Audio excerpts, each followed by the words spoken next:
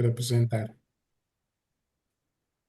Boa noite, estou aqui em representação da nossa delegação, Centro da Fundação, para apresentar ao nosso público esse que queremos que seja o mais abrangente possível. Não tem muito a ver com pessoas ligadas à saúde, nem tem que ter. Para hoje falarmos neste webinar sobre a higiene oral na saúde cardiovascular, a influência que isso possa ter na nossa saúde cardiovascular.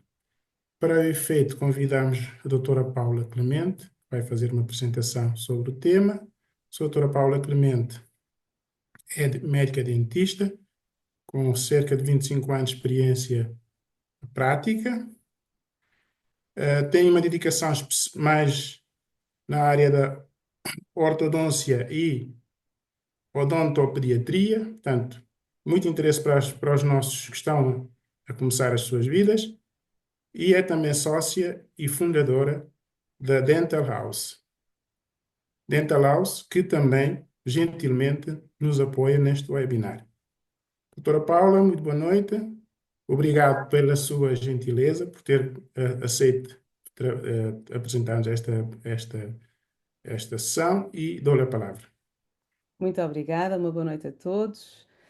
Antes de mais, queria agradecer o convite da delegação do Centro da Fundação Portuguesa de Cardiologia e felicitar-vos por esta iniciativa que acho que é extremamente importante, talvez um pouco negligenciada, tanto pela população em geral, como muitas vezes pelos profissionais de saúde.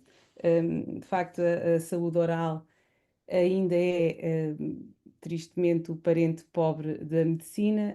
Ainda lutamos todos os dias para sermos vistos como uma área importante na saúde, e espero que estas pequenas iniciativas possam contribuir para também pautar a importância da saúde oral na população em geral e, obviamente, em todas as pessoas com patologias e sem patologias, mas aqui estamos hoje para falar da importância da saúde oral na saúde cardiovascular e, portanto, naturalmente que também muito ligada à patologia cardíaca. Eu não quero ser muito aborrecida, vou tentar não dar sono a ninguém, espero não ser assim muito entediante. Mas no fundo aqui a questão é qual é que é a relação e qual é a nossa forma de ver a saúde oral e a doença cardíaca, a doença cardiovascular. No fundo estão interligadas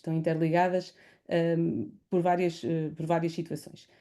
Vamos primeiro talvez abordar o que é a saúde oral e o que é considerado saúde oral. A OMS, a Organização Mundial de Saúde, define a saúde oral com muitas palavras e um texto muito complexo, mas que basicamente o que diz é que nós devemos estar livres de patologia, de dor, de desconforto, devemos ser capazes de sorrir, mastigar, falar, ter um bem-estar psicossocial e, portanto, tudo isto envolve muitos aspectos.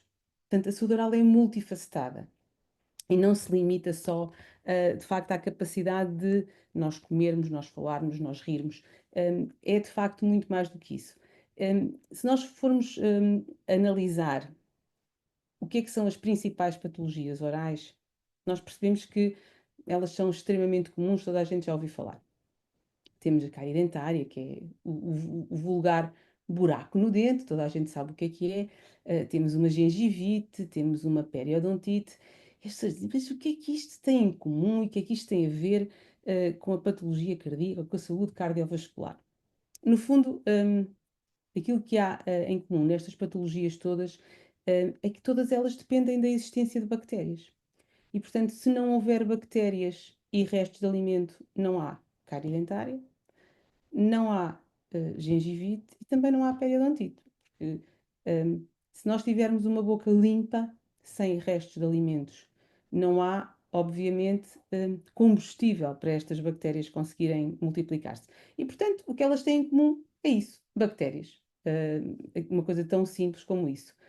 Que, obviamente, é aquilo que existe em mais quantidade numa boca. A boca tem cerca de 100 milhões de bactérias. E as pessoas dizem que disparate, 100 milhões de bactérias. Mas as bactérias não podem ser assim tantas, são, e algumas delas são extremamente importantes e fazem muita falta. O grande problema é quando há um desequilíbrio entre as bactérias que fazem bem e as bactérias que fazem menos bem. E, portanto, aí nós temos um papel fundamental, de proteção, que é o papel da saliva. E que as pessoas às vezes dizem, saliva também é só baba, não é muito importante. A saliva é só o maior defensor da nossa saúde oral. É ela que neutraliza os ácidos, é ela que tem imunoglobulinas que nos defendem, é ela que tem capacidade de começar a fazer a digestão dos alimentos. Uma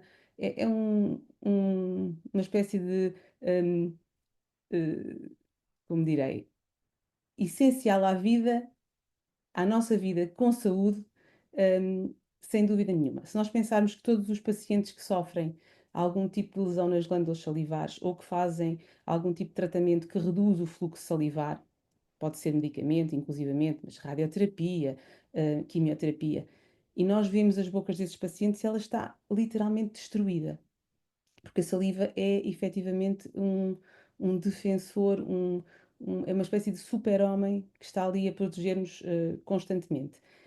Se nós tivermos uma boca com muitas bactérias más, com pouca saliva ou com uma saliva que tem um pH extremamente ácido, e se nós depois tivermos que mastigar, engolir, respirar e as bactérias vão entrar no nosso organismo por todas as vias.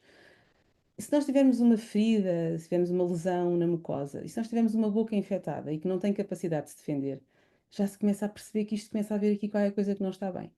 Se nós tivermos uma ferida na mão, não vamos esfregá-la na lama. Então, porquê que quando nós temos alguma lesão na boca, não temos o cuidado de higienizar?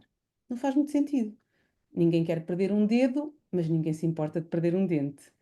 E isto é uma coisa que não faz muito sentido. Como é que se os dentes estão lá? Porque fazem falta. Se nós temos cuidado com a assépsia das mãos, então também devemos ter cuidado com a nossa higiene oral.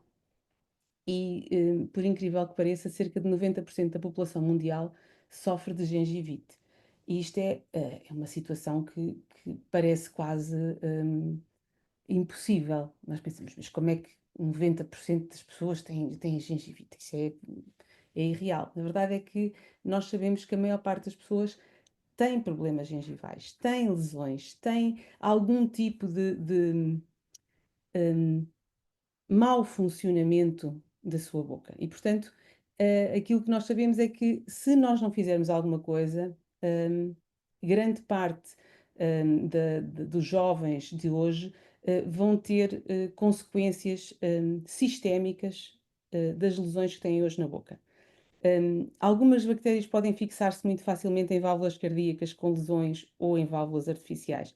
Por alguma razão, nós sabemos que sempre que há algum tipo de lesão cardíaca, nós para fazermos alguma intervenção, teremos sempre que fazer a prevenção da endocardite. E acho que é a única situação em que verdadeiramente nós nos preocupamos, o médico cardiologista é extremamente preocupado com a saúde oral dos seus pacientes, porque sabe que há ali um risco acrescido. Ele sabe que há ali qualquer coisa que não vai funcionar bem e o risco de uma cirurgia cardíaca, por exemplo, falhar quando há uma infecção crónica da boca é tremendo. E, portanto, há um desconhecimento destas questões, hum, que é extremamente grave. Por exemplo, as infecções que são muito recorrentes em dentes de leite, na infância, e que muitas pessoas dizem: "Epá, mas os dentes de leite vão cair, não vale a pena tratar." Hum, Hoje em dia, acredita-se que grande parte das lesões que nós vemos, de patologias cardíacas, nomeadamente vegetações nas válvulas cardíacas e patologias articulares, são decorrentes da entrada em circulação de bactérias resultantes destas infecções dentárias crónicas, ou pelo menos de forma que estão de forma muito um, permanente na boca. Portanto, não são tratadas, são abscessos de repetição e que as pessoas de facto negligenciam porque não consideram que seja importante tratar. E é de facto importante alertar o público em geral e todos os profissionais de saúde que lidam com crianças, os médicos de família, os pediatras, etc., para a importância de chamar a atenção dos pais para a importância da saúde oral das crianças. Não é por acaso que as doenças cardiovasculares são a principal causa de morte em todo o mundo. É um flagelo que não se tem conseguido controlar. Eu não estou a dizer com isto que, obviamente, que são todas elas causadas por patologias de origem dentária, mas se nós conseguirmos reduzir o número de patologias cardíacas provocadas pelas patologias orais, então já estamos a conseguir melhorar este rácio. No fundo, aquilo que acontece é que as bactérias que estão na origem da inflamação das gengivas circulam através da corrente sanguínea, perdão, e acabam por causar um processo inflamatório crónico, e este processo inflamatório vai induzir uma resposta imunitária com alguma consequência em termos vasculares, inclusivamente danos vasculares esses que podem afetar o coração. Portanto, é um processo que ainda está em estudo, sabe-se que há uma relação, não há efetivamente ainda uma garantia, vamos lhe chamar assim, da relação direta, mas há uma suspeita muito alta e há cada vez mais estudos a serem feitos neste sentido. Perceber qual é que é a responsabilidade das patologias orais ou em que medida é que elas contribuem para o agravamento das patologias existentes ou para o surgimento de novas patologias. O que é que nós sabemos? Que este tipo de patologia, principalmente a patologia periodontal, que a periodontite, no fundo, não é mais do que uma doença dos tecidos que estão à volta do dente, no fundo é um nome um bocadinho pomposo, mas se nós pensarmos que o nosso dente está dentro do osso, entre o osso e o dente há um ligamento que se chama ligamento periodontal e é esse ligamento que inflama. E quando há uma periodontite, há uma perda de de capacidade, digamos assim, do nosso organismo manter os dentes. É como se ele estivesse a expulsar os dentes da boca, porque eles são uma fonte de inflamação, de infecção, são uma agressão, no fundo. E, portanto, o que nós sabemos é que em pacientes com doença periodontal há efetivamente um aumento da incidência de doenças cardíacas, de artrite reumatoide, de diabetes mellitus tipo 2, de hipertensão arterial, de parto prematuro e bebés de baixo peso. Nós vimos muitas grávidas com patologias graves, também associadas às alterações hormonais durante o período de gestação. Vimos, depois do Covid, foram feitos vários estudos em pacientes que morreram com complicações Covid, a maior parte deles morreram com infecções respiratórias, e foi de facto provado que houve uma relação íntima entre patologia periodontal e a morte por infecção respiratória em consequência de Covid, ou seja, pacientes que estavam em cuidado intensivo, entubados ou com ventilação assistida, e portanto havia uma maior incidência de infecções graves em pacientes com periodontite. E isto, o Covid foi para nós uma fase terrível, e isto só veio acentuar as desconfianças que já existiam, que as patologias periodontais são responsáveis por outro tipo de alterações, inclusivamente a doença de Alzheimer, que se está agora a estudar também a relação íntima com as patologias orais, nomeadamente com a periodontite. Como é que isto acontece? No fundo, aquilo que eu falei há pouco, há uma indução de inflamação, uma situação crónica, há uma dificuldade em controlar como é que os vasos pequeninos de menor calibre se dilatam e se contraem. Isto leva a que haja uma diminuição da resposta imunitária e há, portanto, uma alteração fisiológica que acaba por levar a uma maior suscetibilidade à patologia. No fundo, é um processo muito silencioso, muito tenue, muito lento, e que vai levando a alterações que de alguma forma um, são, são quase impossíveis de detectar. Portanto, a única forma que nós temos de o fazer é talvez diminuir os nossos fatores de risco. Portanto, o que nós podemos fazer é, ok, se eu sei que isto não me faz bem, então o que é que eu posso fazer para o evitar? E no fundo, sabemos que batemos sempre na mesma tecla. Todos nós, em saúde, batemos sempre no tabagismo, na nutrição, na dieta, na obesidade, em alguma medicação, que também é responsável por alterações, o stress, que é uma coisa que nós hoje em dia quase não temos, a higiene oral deficiente, as doenças sistémicas, que são também uma predisposição, ou seja, isto no fundo tem dois sentidos. A doença periodontal facilita a instalação da diabetes e a diabetes facilita a instalação da doença periodontal. O bruxismo, que não tem nada a ver com bruxaria, mas sim com o ranger ou apertar dos dentes, consoante seja um bruxismo dinâmico, seja um movimento de ranger dos dentes, ou estático, um apertar dos dentes excessivo, e depois também a suscetibilidade genética de cada um, que acaba por ser, obviamente, um fator a ter em conta. A genética continua a ter aqui um papel preponderante. Nós vemos alguns casos de jovens já com doença periodontal, com uma carga genética importante. O que é que nós devemos ter atenção, então? Que sinais é que são importantes? O que é que nós devemos achar? Ok, isto é um bom motivo para eu estar alerta. Se nós temos hemorragia gengival quando comemos, quando escovamos os dentes, quando utilizamos o fio dentário, é sinal de que alguma coisa não está bem. Se a gengiva sangra, como eu costumo dizer, está a chorar. Está a chorar porque está triste, porque está zangada, porque ninguém a escovou, porque ninguém cuidou dela. E, portanto, quando sangra, aquilo que as pessoas habitualmente fazem é: não vou escovar porque estou a magoar-me. E aquilo que têm que fazer é precisamente o oposto.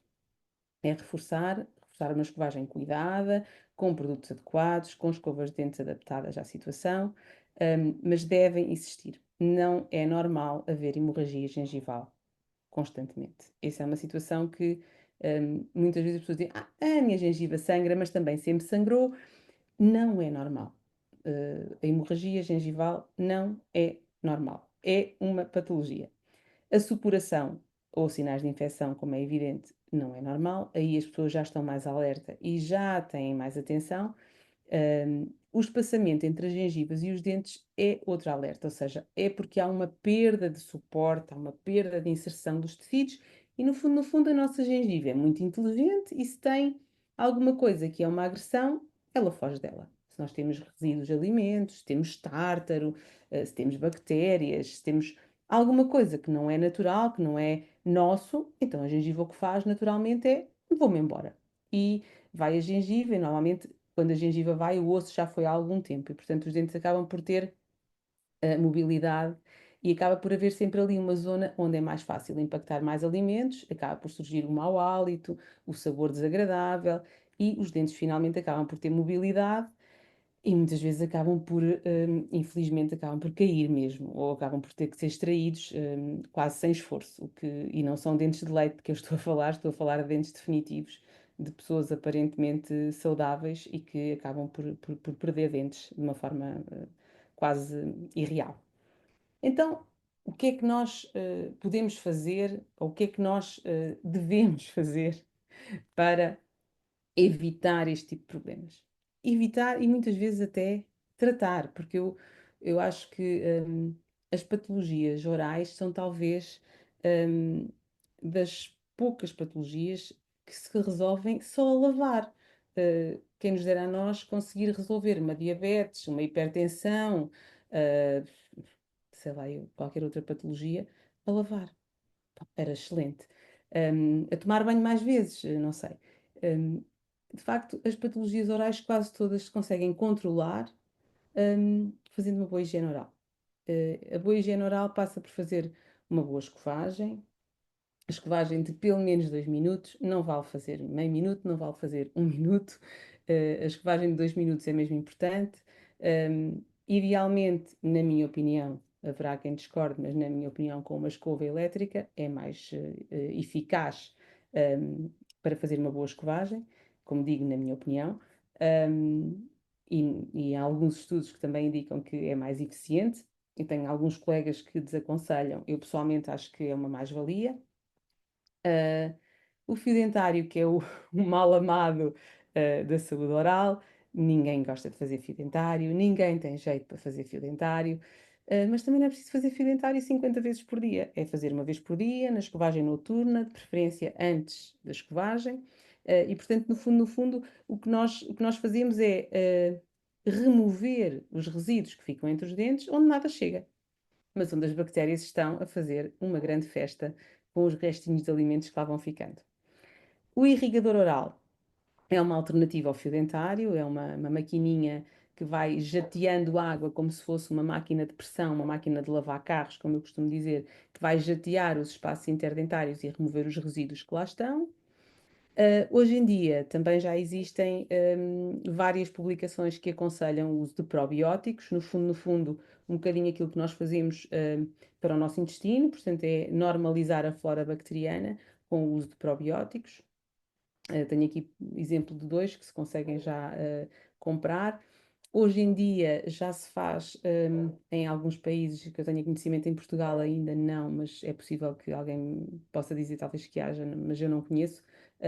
Mas no Reino Unido, por exemplo, já se faz com alguma frequência análises do microbioma da saliva, no fundo, para saber que tipo de bactérias é que nós temos na nossa saliva, e para tentarmos arranjar os probióticos mais indicados para normalizarmos essa flora bacteriana. E depois, pronto, o mais mal amado de todos, que é mesmo o médico dentista, em que de facto as pessoas entram e dizem sempre: ai, não gosto nada de cá vir, mas de facto ir uma vez por ano ao dentista, no mínimo, é essencial. Se não for consultado por um médico dentista com frequência, há patologias que vão passar ao lado. Há coisas que não vão ser diagnosticadas, há situações que não vai conseguir aperceber-se, e quando se aperceber, quando o dente dói, quando já há muitos sintomas, normalmente já vai numa situação de urgência para fazer tratamentos mais complexos, mais dispendiosos. É mais fácil e muito mais económico prevenir do que remediar. E se nós tivermos esse cuidado de ir fazendo essa prevenção e de educar as nossas crianças a fazer essa prevenção, de fazer o nosso trabalho de forma a que as crianças não tenham receio de ir ao dentista, porque efetivamente hoje em dia já não há motivos para ter receio. Hum, Hoje em dia é uma consulta perfeitamente normal. A maior parte das crianças que eu vejo até gosta de ir ao dentista, estranhamente. E, portanto, eu acho que não faz sentido nós continuarmos a ver o dentista como o bicho-papão da saúde. Acho que está na hora de nós mudarmos aqui um bocadinho a forma como vemos os dentistas. Portanto, resumindo, eu acho que é importante perceber que há uma correlação entre a patologia periodontal e a doença cardíaca. A manutenção de uma boa saúde oral contribui ativamente para uma melhoria da saúde geral, não só da saúde oral, mas da saúde geral. A prevenção é efetivamente simples, económica e compensadora. Manter os dentes ajuda a manter a saúde, sem dúvida nenhuma. As patologias cardíacas estão ainda muito ligadas às patologias do sono. Um, eu acho que as pessoas não têm esta noção, mas o médico dentista é um dos profissionais que consegue ajudar a identificar as alterações do sono e que consegue ajudar muitas vezes até a tratar.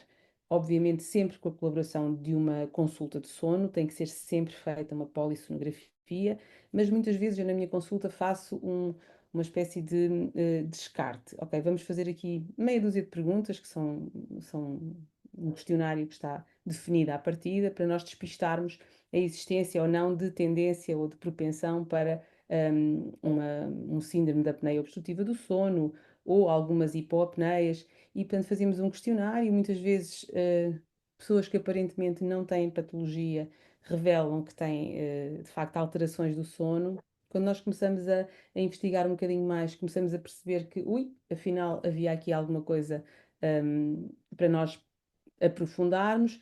Fazíamos um envio para o médico de família, o médico de família faz o pedido da polissonografia e muitas vezes vem com a indicação para fazer um dispositivo de avanço mandibular, que é a primeira linha de tratamento da apneia obstrutiva. No fundo, é um aparelho, vamos lhe chamar um aparelho, é um dispositivo que se coloca em boca que promove um avanço da mandíbula de forma a permitir que o ar passe com mais facilidade. No fundo, é como se nós estivéssemos criar um balão que vai permitir que a pessoa respire melhor durante a noite, durante o sono, e diminua bastante o número de eventos, portanto, de diminuição da oxigenação por apneias ou hipopneias.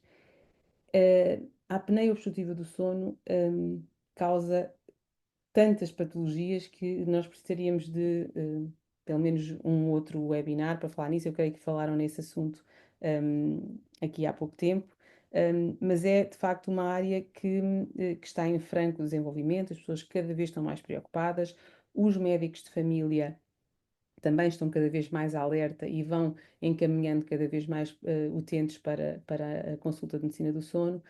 Mas queria deixar também aqui esta palavra que muitas vezes o médico dentista, ou pelo menos pergunta ao seu médico dentista se ele pode fazer-lhe o questionário, se pode avaliá-lo ou se recomenda algum colega que o faça para que possa também ser despistada esta situação. Que eu creio que vai ser no futuro uma das grandes revoluções na saúde vai ser precisamente a medicina do sono. Vai mudar muita coisa porque hoje em dia a nossa vida de stress e de ansiedade também nos leva a ter mais alterações a este nível. Bom, concluir com uma questão que acho que é óbvia. Há muito ainda para aprofundar sobre esta relação que é inequívoca, mas precisa de ser aprofundada entre a saúde oral e a saúde cardiovascular, mas reforçar que é importante nós alertarmos a população, alertarmos também os profissionais de saúde de todas as áreas para não descurar esta questão, para investir na saúde oral. Pode ser um investimento extremamente compensador a longo prazo. A prevenção é de facto a grande ferramenta que nós temos em saúde. Um, não é o tratamento, não é ir atrás do prejuízo, é prevenir, prevenir, prevenir, prevenir. E nisso a medicina dentária é uma área que trabalha de uma forma muito importante com os pacientes, no sentido de prevenir. Nós não queremos tratar, nós queremos de facto ter pacientes saudáveis e com saúde oral e mantê-la assim a vida toda. É o nosso objetivo. Espero que tenha sido pouco maçadora. Agradeço muito esta oportunidade. Deixo aqui o meu e-mail para o caso de haver alguém que tenha interesse em fazer alguma questão, em colocar alguma dúvida. Pronto, acho que era importante, de facto, que me contactassem, aquilo que eu puder ajudar, aquilo que eu souber, estarei aqui sempre disponível. Obrigada. Obrigado, doutora Paula, Eu que pela, agradeço. pela sua Ido. clara exposição. Penso que mesmo para quem não tenha conhecimentos nenhuns da medicina, perceberam claramente a relação que existe entre a presença de micro-organismos, neste caso bactérias, na cavidade oral, a inflamação e os efeitos, tanto vasoativos como possíveis possível formação de focos de infecção cardíaca. Uhum. Foi muito clara em relação, nomeadamente, à questão da utilização da procura do dentista, do médico dentista, com frequência para se despistar a patologia que, embora passe de forma muito suave ao longo dos anos, depois terão consequências sérias, não só na saúde cardiovascular, mas também noutras, como foi claro. A sua clareza na descrição e digamos, na informação que deu às pessoas que estiveram hoje a assistir-nos relativamente à utilização dos dispositivos de avanço mandibular, que até aproveitava lhe perguntar, na sua experiência, se acha que é algo que tem vindo a modificar muito a história do tratamento das perturbações de sono, ou se nem por isso, ou seja, se há adesão, se há grande aplicação, se tem, de facto, indicações que permitam cada vez mais a utilização, ou se ainda está um bocado no âmbito da experimentação. Já há muito. Experimentação no sentido de haver menos, não haver tanta adesão à utilização, não no sentido de que, de facto, que a terapêutica não esteja aprovada e não seja indicada. Não, nós temos uma adesão excelente. Então, os dispositivos mais recentes, que são mais confortáveis, já são feitos com tecnologia digital, portanto, fazemos uma digitalização da boca do paciente com um scanner intraoral, é feita uma leitura, digamos assim, da boca, é feita uma montagem digital da posição correta com uma técnica específica. E os pacientes aderem extremamente bem. Os meus pacientes, estranhamente, dizem todos no início: "Epá, isto é uma coisa muito grande, eu se calhar não vou conseguir usar", e depois adaptam-se muito bem.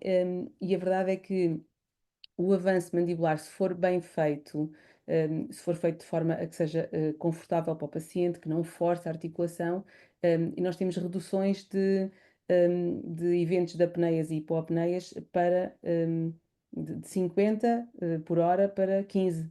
Uh, Portanto, temos uma redução muito grande, que deve ser sempre controlada, obviamente. Quando se coloca um DAM, deve-se fazer uma polissonografia antes e uma polissonografia após a adaptação, para verificar que de facto estamos a conseguir controlar as apneias. E a verdade é que até hoje todos os pacientes a quem eu coloquei um dispositivo, inclusivamente o meu marido, que tinha a apneia do sono, diagnosticada por mim empiricamente, mas que ele negava à partida e de facto confirmou-se. E ele utilizou um DAM durante cerca de um ano, e depois do DAM acabou por reduziu extremo reduziu para menos de metade os valores, mas ainda assim depois teve que ir para um CPAP, portanto ainda assim pode não ser suficiente, mas é um primeiro caminho, e quando vai de férias não leva o CPAP, leva o DAM e vai perfeitamente e já não tem roncopatia. E o DAM pode funcionar até para reduzir só a roncopatia. Há pacientes que não têm apneias e hipopneias e que conseguem reduzir só a roncopatia com o dispositivo. Portanto, é um dispositivo que dá noites sossegadas às senhoras. Portanto, só por isso acho que já valia a pena. Portanto, Isso. é de facto um dispositivo muito, muito confortável e muito funcional. Obrigado pelo esclarecimento. Primeira Filipa, a professora Paula Martins, tem Eu estava algum aqui a ver o comentário, alguma chat, informação a acrescentar? estava aqui a ver o chat, se alguém quiser colocar alguma questão, se alguém quiser ligar o micro, está à vontade, mas como as pessoas normalmente são tímidas, se quiserem fazer alguma questão no chat, eu aproveito para também fazer um comentário. Neste momento tenho andado a fazer alguma saúde escolar no ensino primário e é engraçado como as crianças sabem tanto, mas praticam tão pouco. Nós fazemos muitas questões e os garotos sabem exatamente quantas vezes devem lavar os dentes. É logo três. Então os mais pequeninos são muito honestos. Três. Então e quantas vezes lavaram?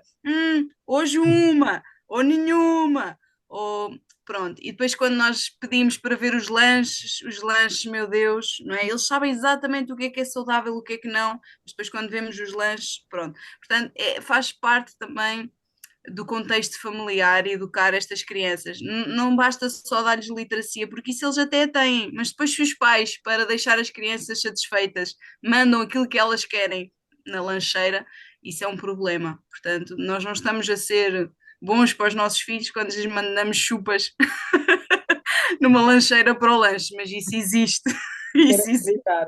Vão chupas de lancheiras, a sério? Pois é, que o meu filho já me disse para cancelar o lanche da Câmara para levar um chupa quando me levam a alguns colegas. Pronto, mas ele tem uma meia horrível.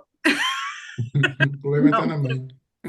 É mãe. mas eu acho que esta educação familiar, por exemplo, eu tenho dois filhos que todas as noites eu tenho de lembrar, já lavaram os dentes? Lá vão eles lavar os dentes. É sempre assim e vai ser durante algum tempo, mas cabe-nos a nós pais educá-los neste sentido.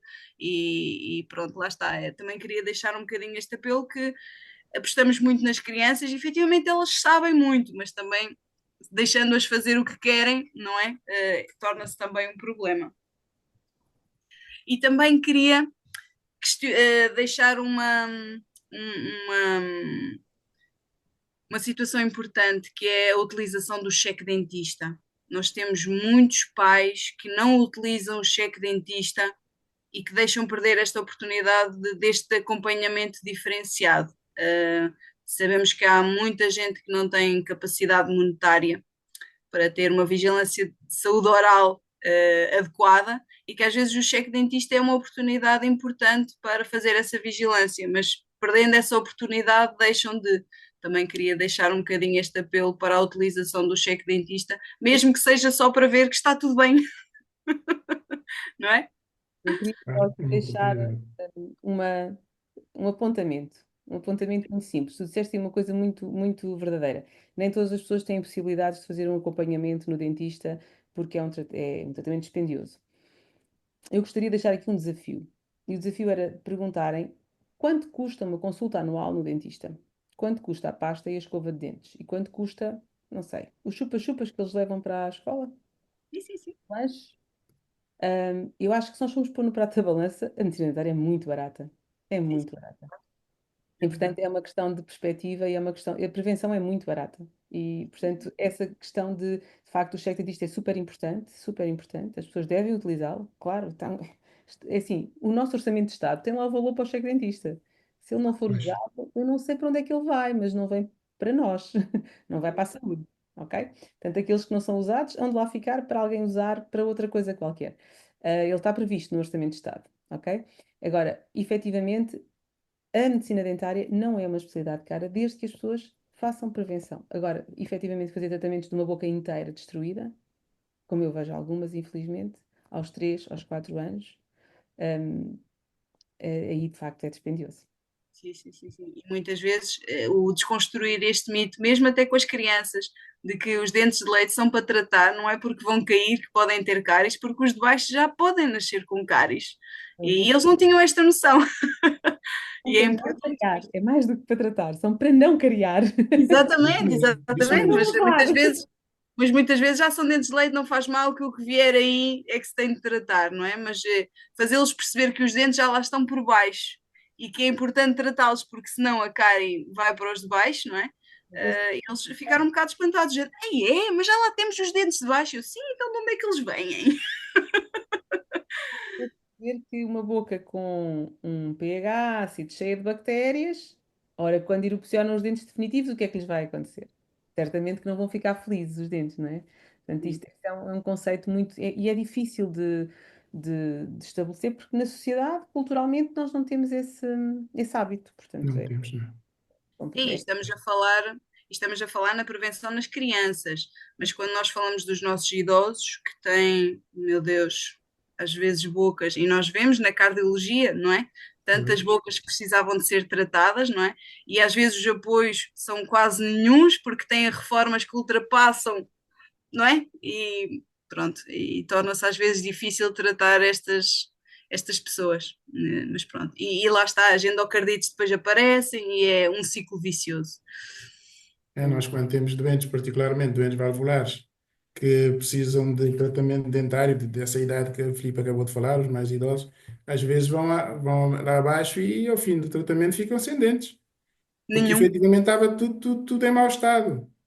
E muitas das vezes, quando se põe a fazer tratamentos sem grande cuidado e aparece a tal bendita endocardite, que depois mais um problema para abordar com uma taxa de complicações e de mortalidade elevadíssima. Portanto, a doutora Paula tem falado e tem reforçado a questão prevenção, prevenção, prevenção, é o mais importante, desde a infância até aos mais idosos. Exatamente. Muito obrigada, doutora Paula, pela Ai, sua disponibilidade. espero que tenha sido útil, e agradeço-vos a vós o convite e a iniciativa. Parabéns. Obrigada. Doutora Paula, obrigado. Se não houver. Filipe, não temos nada, não temos Não, questões? não Não? temos. Ok. Está aqui qualquer coisa no chat? Parabéns. Obrigada. Está bom. Obrigada. Excelente. Uma boa noite a todos. Então, muito boa noite, obrigado, doutora. E para o Obrigada. nosso público, esperamos para as próximas, para os próximos webinars que iremos fazer com alguma regularidade. Muito obrigado e muito boa noite a todos. Boa noite. Boa noite.